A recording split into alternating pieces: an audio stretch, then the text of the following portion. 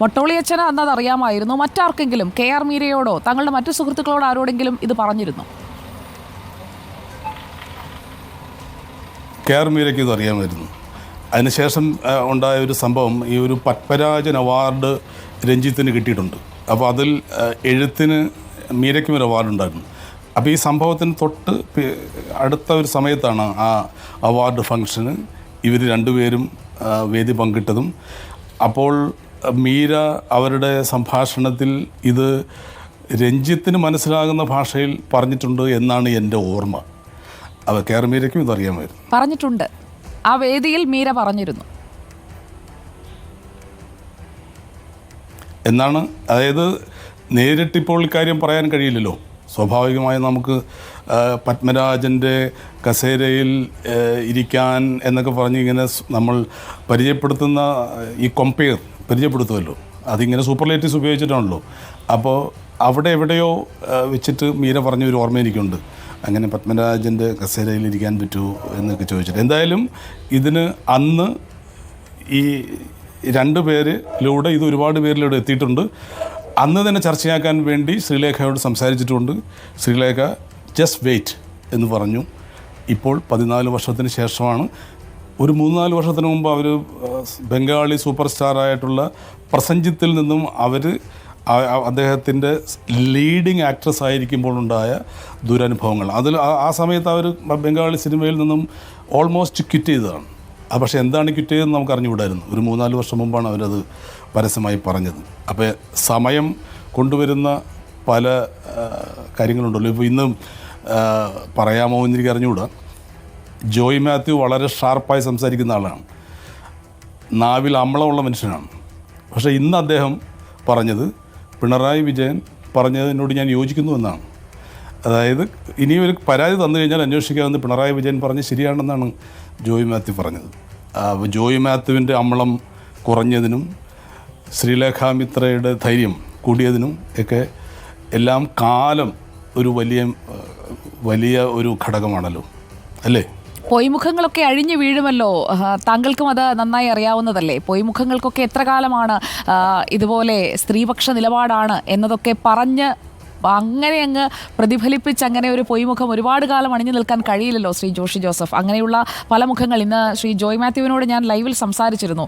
അപ്പോൾ താങ്കൾ പറഞ്ഞ ഇതേ അഭിപ്രായം എൻ്റെ മനസ്സിലും വന്നിരുന്നു. എന്തുകൊണ്ടാണ് ഈ മനുഷ്യൻ ഇങ്ങനെ മൃദുവായി സംസാരിക്കുന്നത്?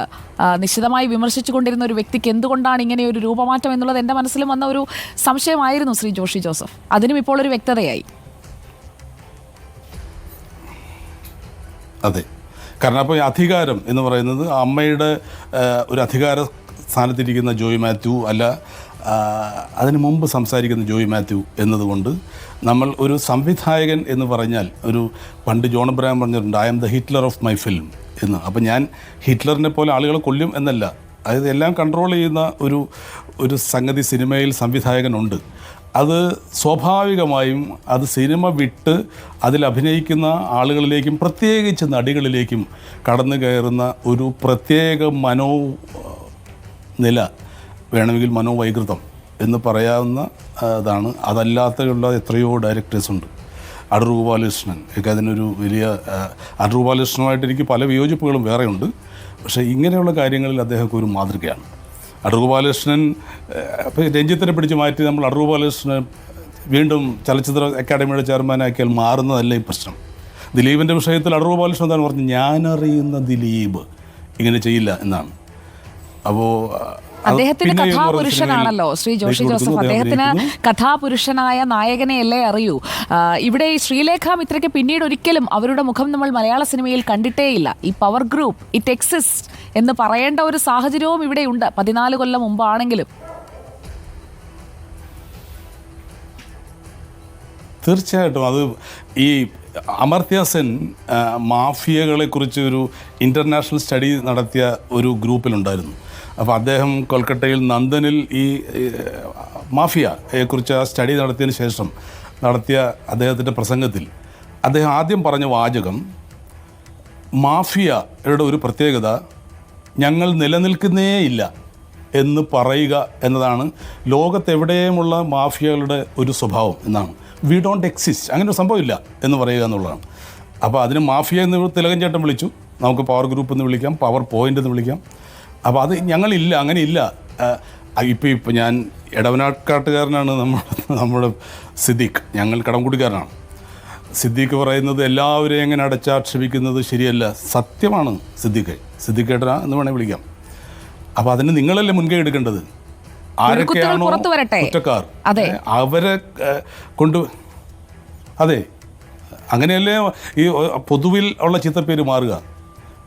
എനിക്കിപ്പോൾ ഇന്ന് ഈ വരുന്ന വിളികൾ മൊത്തം എന്തിനാണ്? ഞാൻ ഫോണൊന്നും എടുത്തു കഴിഞ്ഞാൽ, ഞാൻ പേര് പറയുന്നില്ല, WCCയെ പൊളിക്കാൻ ഈ പവർ ലോബിയെന്നോ മാഫിയെന്നോ എന്ന് പറഞ്ഞ് വിളിക്കാം, ഇവർ നടത്തിയ ഒരു ഉദാഹരണം, WCCയുടെ സ്ഥാപകാംഗമായിരുന്ന ഒരു സംവിധായകയ്ക്ക് ഒരു പ്രൊഡ്യൂസറെ കണ്ടുപിടിച്ചു കൊടുത്തു. ആ പടം 8 നിലയിൽ പൊട്ടി. അത് വേറെ കാര്യം. നിങ്ങൾക്കൊരു കണാപ്പില്ലെങ്കിൽ സിനിമ പ്രൊഡ്യൂസറെ കിട്ടിയതുകൊണ്ട് മാത്രമൊന്നും ഓടാൻ പോകുന്നില്ല, പൊളിച്ചു കൊടുത്തല്ലോ. അപ്പോൾ അതായത് ഇതെല്ലാമാണ് ഒരു മാഫിയ നിലനിൽക്കുന്നു എന്നതിൻ്റെ ലക്ഷണങ്ങൾ. നിങ്ങൾക്ക് മാഫിയെ തൊടാൻ കഴിയില്ല, മാഫിയെ നിങ്ങൾക്ക് സ്പർശിക്കാൻ കഴിയില്ല, പക്ഷേ നിങ്ങൾക്ക് ഫീൽ ചെയ്യാൻ കഴിയുന്ന ഇങ്ങനെയുള്ള കാര്യങ്ങളിലൂടെയാണ്. ഇവിടെ കള്ളന് കഞ്ഞി വെച്ച് കൊടുക്കുന്ന കുറേ ആളുകളുണ്ടല്ലോ, കണ്ണടച്ചിരുട്ടാക്കി പൂച്ച പാല് കുടിക്കുന്നത് പോലെ ഇരിക്കുന്ന ആളുകൾ. അവരെ തുറന്നു കാട്ടേണ്ടതല്ലേ Shri Joshy Joseph? Hema committee report പുറത്തു വന്നു. ആ പാവം പെണ്ണുങ്ങൾ പൊരുതി WCC എന്ന സംഘടനയിൽ നിൽക്കുന്ന വേളയിൽ അവർ നടത്തിയ ആ പോരാട്ടത്തിന്റെ ഒരു ഫലം ഒരു പഠന റിപ്പോർട്ടായി നമ്മുടെ മുന്നിലുണ്ട്. അതിൽ തൊടാതിരിക്കാൻ, അല്ലെങ്കിൽ അതിനുള്ളിലുള്ള ഉള്ളടക്കങ്ങൾ പരമാവധി എടുത്ത് മാറ്റാൻ പലരും ശ്രമിച്ചുകൊണ്ടിരിക്കുകയാണല്ലോ. അതെ, പക്ഷേ WCC എന്നത് ഒരു സംഘടന മാത്രമല്ല, അത് ഒരു സമീപന രീതി കൂടിയാണ് എന്നാണ് എൻ്റെ ഒരു ഒബ്സർവേഷനോട് ഞാൻ മനസ്സിലാക്കിയത്. കാരണം കഴിഞ്ഞ 4-4.5 വർഷമായിട്ട് എന്തുകൊണ്ടത് പുറത്തു വന്നില്ല എന്ന് നിങ്ങളൊക്കെയാണ് കണ്ടുപിടിക്കേണ്ടത്. ഏതായാലും വന്നില്ലല്ലോ സിനിമ. പക്ഷേ ഈ റിപ്പോർട്ട് വരുന്നതിന് മുമ്പേ ചെറുതായി ഒരു ചെറിയ രീതിയിലെങ്കിലും മാറാൻ തുടങ്ങിയിരുന്നു എന്ന് വേണം മനസ്സിലാക്കാൻ. അപ്പോൾ WCC എന്ന് പറയുന്നത് ഒരു സമീപന രീതിയാണ് കലയോടും ജീവിതത്തോടും ഉള്ളത്. 1. 2, പാർവതി തിരുവോത്തിൻ്റെ ഒരു 2-3 ദിവസം മുമ്പാണ് ആദ്യമായിട്ടൊന്ന് സംസാരിച്ചത്. ആ ഇൻ്റർവ്യൂ എല്ലാം കേട്ട് കഴിഞ്ഞിട്ടുണ്ടെങ്കിൽ ലോകോത്തര നടികൾ, ലോകോത്തരമായിട്ടുള്ള ബെർഗ്മാൻ്റെ ലീവ് ഉൾമാൻ എന്ന് പറയുന്നൊരു നടിയുണ്ട്. അവരുടെ കാര്യമാണ് എനിക്ക് ഓർമ്മ വന്നത്. ഇവരെല്ലാം, നമുക്ക് ഒരുപാട് നല്ല ടെക്നീഷ്യൻസ് ഉണ്ട്, നല്ല ഡയറക്ടേഴ്സ് ഉണ്ട്, പക്ഷെ നമുക്ക് എത്ര ഔട്ട്സ്റ്റാൻഡിങ് ഇൻ്റർനാഷണൽ ലെവലിലുള്ള ആ കാലിബറുള്ള എത്ര ആർട്ടിസ്റ്റ് ഉണ്ട്, പ്രത്യേകിച്ച് എത്ര സ്ത്രീകളുണ്ട്. എനിക്ക് 2 പേരെ പറയാം. 1, ഞാൻ വർക്ക് ചെയ്തിട്ടുള്ളതുകൊണ്ട് എനിക്കറിയാം, അനുമോൾ. ഇപ്പോൾ പാർവതിയെ കേട്ടപ്പോഴാണ് നമ്മൾ അവരുടെ ആ ഒരു സ്കെയിൽ ഓഫ് തിങ്കിങ് മനസ്സിലാക്കുന്നത്. അങ്ങനെയുള്ളവരും വീട്ടിലിരിക്കുകയായിരുന്നല്ലോ. അപ്പോൾ അതുകൊണ്ട് തീർച്ചയായും ഈ മുഖം പൂടികൾ അഴിഞ്ഞു വീഴട്ടെ, അതിന് എന്ത് വില കൊടുക്കാനും നമ്മൾ തയ്യാറാകണം. ആളുകൾ മൊത്തം എന്നോട് ചോദിച്ചുകൊണ്ടിരിക്കുന്നത്, ഇനി എങ്ങനെ ഇവിടെ താമസിക്കും, നിങ്ങൾക്ക് സുരക്ഷിതമായി താമസിക്കാൻ പറ്റുമോ? താങ്കളുടെ വീടല്ലേ, താങ്കളുടെ അപ്പനും അമ്മയും ഉണ്ടാക്കിയ വീടല്ലേ ശ്രീ ജോഷി ജോസഫ്?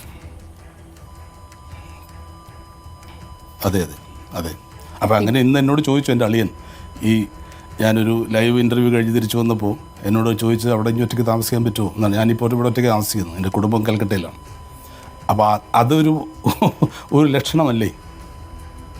ഭയം നമ്മളെ ഭരിക്കുമ്പോഴല്ലേ ശ്രീ ജോഷി ജോസഫ് അതൊക്കെ കേൾക്കുമ്പോൾ ഒരു ആശങ്ക തോന്നേണ്ടത്? താങ്കൾ അങ്ങനെ ഒരു ആശങ്ക ഇല്ലാത്ത ആളാണ് എന്നുള്ളത് അറിയാവുന്നത് കൊണ്ട് അത് ഞാൻ പ്രേക്ഷകർക്കായി ഒന്ന് പറഞ്ഞതാണ്.